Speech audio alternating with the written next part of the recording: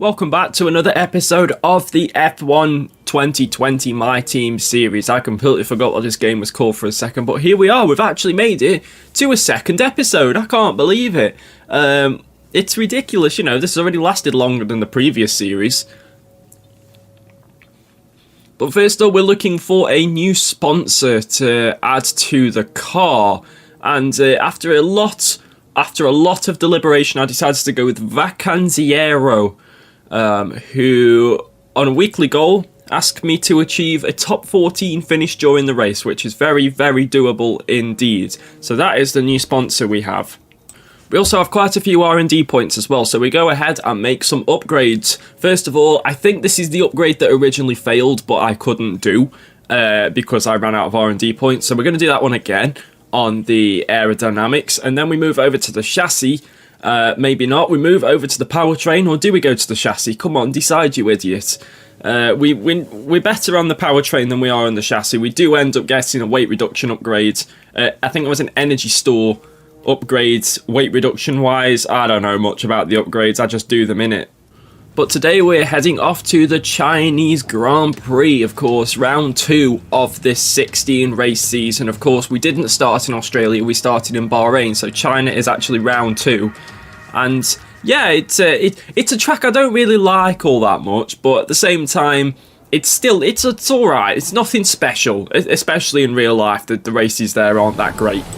But we head out on our first lap then around the twisty, turny sort of Chinese circuit. I hate this turn 1 because it's literally, you don't know when to brake, you don't know when to accelerate, you're kind of just doing a bit of both. You just kind of, you know, it's just sort of like, you know, you just kind of do it on, like, you just sort of wing it. You just sort of wing turn 1, like, you don't know when to brake, you don't know when to accelerate, so you kind of just do a bit of both all the time, and you don't really know when to do either of them. But the rest of the track is absolutely fine, like, it's not a problem for me. And we're doing alright so far, I think we took turn 1 quite well, actually, at that first attempt. And we move on further towards the end of the first lap. We've got Leclerc behind us, I think he's on a flying lap as well, so I'm probably slowing him down quite a fair bit here, because that Ferrari is a lot better than our Lozzer racing car. And we come around for the final corner. We're currently in last place because we haven't set a time yet. That was a very poor final turn from me. We've run out of VRS, Leclerc's catching us up, and we end up in P9, which at the moment is last of people who have set their times. So of course we have to head out on another flying lap, and just look at the amount of time I gained through here. I'd only gained about a tenth and a half up until this point, and now look, we're up to 3.5 tenths. We make that 4 tenths, make that 5 tenths. We're just gaining all the time around that right-hander there, and we're onto the very, very long back straight. We're currently in last place in P22, which still feels weird to say because there hasn't been 22 cars in an F1 season since 2016, so yeah, that feels very weird indeed. We come around the hairpin, we've gained a bit more time, but we are losing a bit. It is the last hurrah in qualifying for us to try and get out of Q1. We take the final turn a lot better. We ride the curb, DRS open. Where does this lap put us? It puts us in P19. So we're out in Q1 again, but that's fine. And in fact, we've been out qualified by our teammate Callum Ilott, only by, what's that, 2 tenths, it's 2 tenths. Maths escaped me for a second there, but we're in P19, Callum Ilott in P18. It's sort of the usual suspect cars in the bottom 6. And yeah, so we're out. Good day today. Let's have your take on it. Why do you think you weren't as quick as your teammate today? Your qualifying pace didn't put you at the front of the grid. Will this be a problem tomorrow?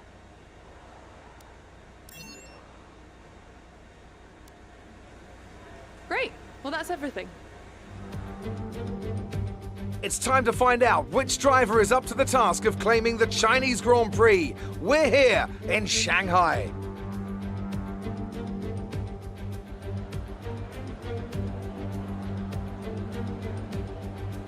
Shanghai International Circuit then, a 16-corner high-speed thrill ride. The long and ever-tightening right-hander at turns 1 and 2 tests a driver's patience, and the flat, open to the elements location, tests their skill in a crosswind. 2 DRS zones will assist passing, and overtaking is available into turn 1, and of course down the kilometre-long back straight into the hairpin at turn 14. Anthony Davidson is alongside me as usual for the race today. So, let's briefly discuss Lewis Hamilton. That was a great win in the last race. Can they keep that momentum going this weekend? It's always nice to come into a Grand Prix weekend on a high, but your expectations are based much more on your practice and qualifying runs. So it's the momentum from those sessions that they'll be hoping to carry into the race today. With the race minutes away from starting, here's what today's grid rundown looks like. Good job yesterday from Valtteri Bottas. The Finn starts from pole position, and Max Verstappen lines up alongside. As we continue through the rest of the grid today, we have Leclerc, Vettel, Daniel Ricciardo, and Albon, Perez, Stroll, Sainz, and Lando Norris, Hamilton, Ocon, Pierre Gasly, and Kvyat, Magnussen, Raikkonen, Callum Ilott, and Lawrence, Giovinazzi, Russell, Latifi, and Romain Grosjean sits at the back of the grid. Now, it's almost time for lights out, so let's go down to the track. So we actually move up a place then on the grid due to Romain Grosjean having a grid penalty. We're going for a one-stop again from mediums to hard. It's going to be a very similar race to the last one, which is about to begin right now as the 5 red lights come on. Loads of people up front on the soft tyres. It's lights out and away we go in China. Loads of people in the top 10 on the soft tyres. It's a great start from me compared to Kimi Raikkonen. We get ahead of him just about. Magnussen's also a bit slow as well. As we dart down the inside of Magnussen, he stays alongside us. And we end up getting past him and we're stuck behind Kvyat there. But we go down the inside of him and his teammate Pierre Gasly as well, which turns into the outside line. Kvyat's still there, still trying to make a move, and we've got an AlphaTauri wall in front of us, which has slowed us down quite a bit, and Magnussen's got back past us. Now Raikkonen and Ilott behind me, having a bit of a battle as we go down the inside. We sort of knock Hamilton a bit there, but in the end, we've managed to get past Kvyat, and now we have one more AlphaTauri to get past, and also Lewis Hamilton, who also had a grid penalty, who actually, I believe he got pole position, because he got a 10th place penalty and starting from 11th. So I'm guessing he got pole position because of that. But yeah, very interesting first lap there. We've gained 4 positions from P18 to P14, and it looks like, you know, this is our race. You know, we're on the one stop. Like I said, a lot of people in the top 10 are starting on softs, which means that they will more than likely be doing a 2-stop. So the race is going to be very similar to Bahrain in terms of the strategy for all the drivers. We're going to end up higher up the order most likely, but with a lot of better cars behind us, and we're going to be looking to defend us. Now we have a run on Pierre Gasly down the back straight. We've enabled ERS. We've got Rich Mix on. He's defending the inside line, Gasly, but we brake very late. We nearly run back into the back of Hamilton. We've actually overtaken Hamilton, and we've overtaken Gasly as well. What a move that is. And we're up into P12. We've overtaken Lewis Hamilton in the Mercedes and also Gasly. But Hamilton, he's way further down the order than he probably should be. And look at him trying to make a move on Gasly. He's side by side with Gasly into turn 1. Looking at the mirror, he's already got ahead of him. And now he's going to look to us for his next victim. As we move on to lap 4 now. And we're heading towards the back straight. We're nearly there almost. Hamilton's still pressurising us. That's not a surprise. But I think that on this lap he's probably going to get past us. We have a little bit of a moment there, bit of oversteer. We've gone wide onto the curb and he's already passed us before the straight's even there. And the thing is as well is that he is going to get DRS and we're not going to get DRS because he was behind us at the detection point. So Hamilton's now got away from us, which is a bit of a shame. I think about having a Luke on the inside, but in the end just think better of it. It's Lewis Hamilton. We're never gonna. What's the point in fighting for position with him? We're not racing him. I'd only fight for position with him if we were in this position. If we'd like made all the pit stops and all that sort of stuff. There's absolutely no point in trying to defend against Lewis Hamilton this early in the race. It'll just compromise our race massively as we're up to P9 now because some of the soft tyre runners have already made their first stop, and that's how high the tyre degradation is here at China. It always has been. The soft tyre is not a very good tyre to race on at China. They just wear off so quickly. As we now move on to lap 11, so really nothing doing so far in this race. Hamilton's got away from us. We are up into P5 because of all the soft tyre runners pitting. So it's the same deal as Bahrain, like I said. We're up into the higher positions because of the because of the soft tyre runners pitting, and someone's got a problem behind us. It's Kevin Magnussen. He's brought out the yellow flags and he's out of the race. He was part of the train along with the two AlphaTauris of Gasly and Kvyat, and Kevin Magnussen pulls over out of the race.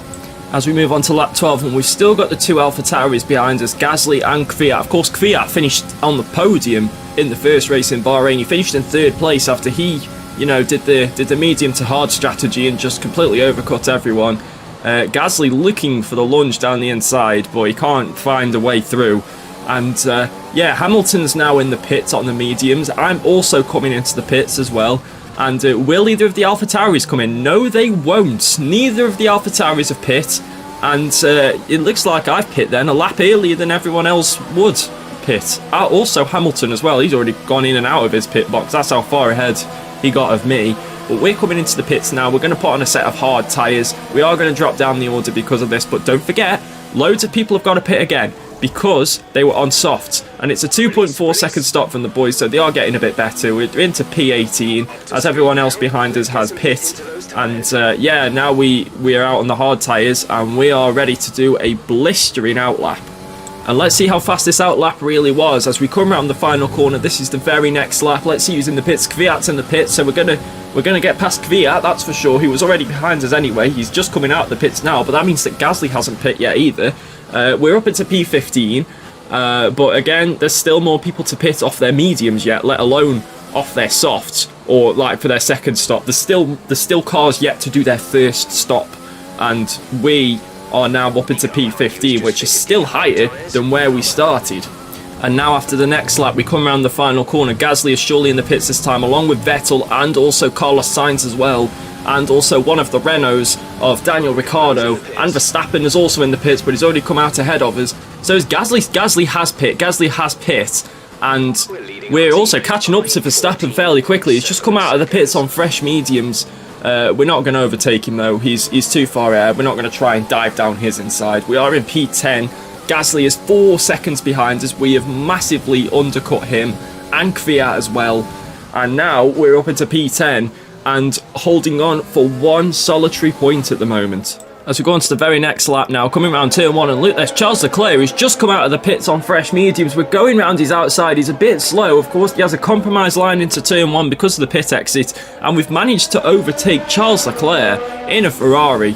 But I feel like we're not going to keep this position for much longer, as he's already pressurising us into the very next corner. He's got ahead of us. We go down his inside. We just about stay ahead of him. We squeeze him out. He's still on our outside. He's going to go past us, and that is it. He's gone, I think. Although we do try down his inside, but it doesn't quite work out. And as we move on now to lap 19, this is behind us, and Gasly and Kvyat are under pressure from Daniel Ricciardo. There's us in the distance. Ricciardo goes down the inside of Kvyat. Kvyat looks around the outside of Gasly. And now they're onto the pit straight. It's the very same lap. Kvyat has got ahead of Gasly. Ricciardo's got ahead of Gasly. And now into turn 1 they come as Ricciardo looks for a move on Kvyat. And we need Kvyat to keep Ricciardo behind for as long as possible, because that's just going to help our chances of finishing in the points. And this is on the very next lap, on the back straight again. Gasly's dropped back, and now Ricciardo looking down the inside of Daniel Kvyat. He's got ahead, and now we're up next. We're up next for the full send from Ricciardo, and it's only going to be a matter of time, isn't it? We were keeping Kvyat and Gasly behind well, but Ricciardo is going to be a completely different beast to keep behind, although we did manage to do it to Esteban Ocon for a while in the Bahrain Grand Prix, so who knows, maybe we could keep the other Renault behind, although Daniel Ricciardo, let's face it, is a bit of a better driver than Esteban Ocon, especially in this game. But Ricciardo has made up all that time on us in just one lap. We're trying to keep it behind on the back straight, but there's just nothing we can do. We try and dive down his inside, we try and Ricciardo, and we've managed to get back ahead of him. So at least, we have the fight, we have the courage to try and stay ahead and defend our position, but we've had a very poor exit from the final corner, and Ricciardo's coming at us again with DRS, and this time it might just be a given that he finally stays past us. Although we do have turn 1 to try and get past him, and you never know, we might get past him, but he's parked his car right in the middle of the turn. We've got the dirty air, and Daniel Ricciardo is now past us, and we're out of the points. And as we move on to the penultimate lap of the race, Sebastian Vettel is putting us under pressure. We remain ahead of him though. We sort of give him a little love tap as we go past. And just having a look at it from his onboard, he gets down our inside, but he also gets on the curb. And we just kind of swipe across him to defend the position. As we move on to the final lap of the race, and we're in P11, we've got Sebastian Vettel behind us, along with Danny Kvyat, and I don't know who the car behind is. I think it's Carlos Sainz in the McLaren, I'm not too sure.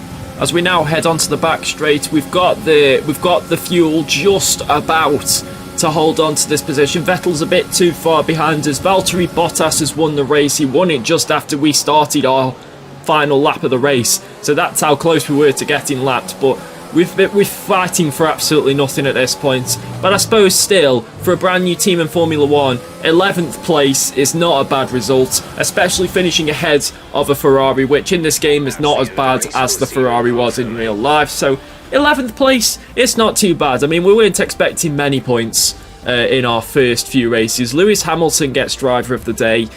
Yeah, I'll take that. I'll take that as a good result. It's a performance to be proud of from our Chinese Grand Prix winners today. Tell me, Ant, how did they manage to achieve this win?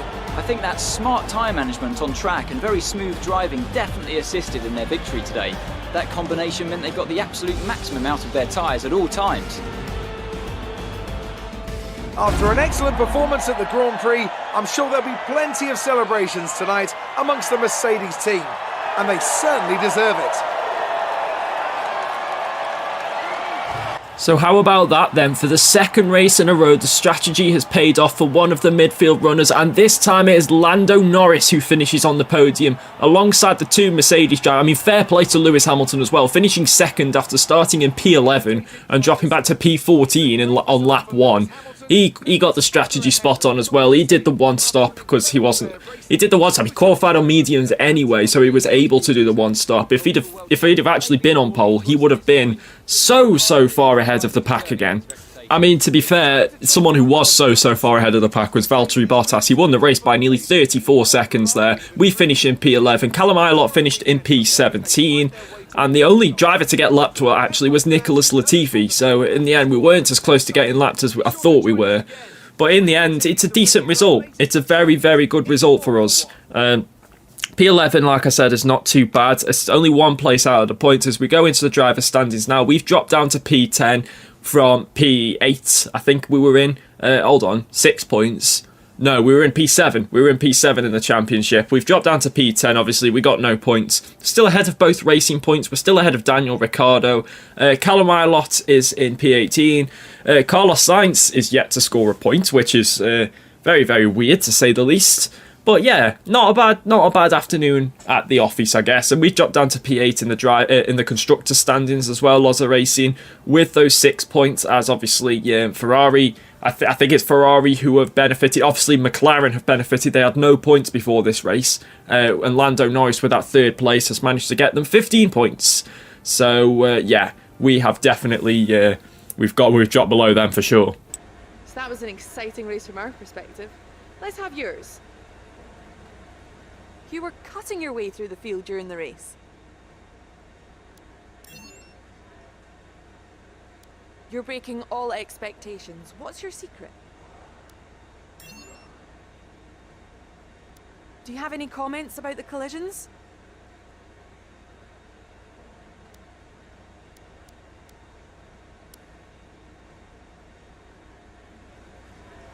Appreciate your time. And there we have it then. That is this episode of the F1 2020 My Team series. Now, here I am putting sponsors on the card, but if you don't follow me on Twitter, one, I would suggest go and following me on Twitter. It's in the link in the description below. And two, I may have teased something on my Twitter. I may have teased a bit of a new livery. And when I say a new livery, I don't mean like you know, it's like, oh yeah, I want created in the game. No. I created one myself on Photoshop, and it is going to be ready to go in the next episode for the Dutch Grand Prix at Zandvoort. So get ready for that, because I am extremely proud of that livery. And yeah, it's going to look very nice, that's for sure. But now we actually have another interview with Will Buxton, so let's go and do that to end off this episode. Would it be safe to say that in terms of team orders, your career comes first in your team?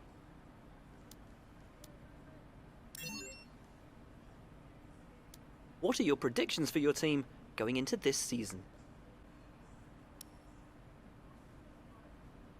Do you see your relationship with your second driver being long-term, or will you be looking for someone else if you're successful?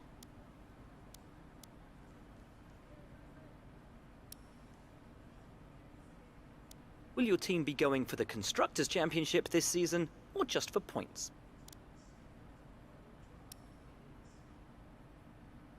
Let's talk about your new second driver. How are they settling in?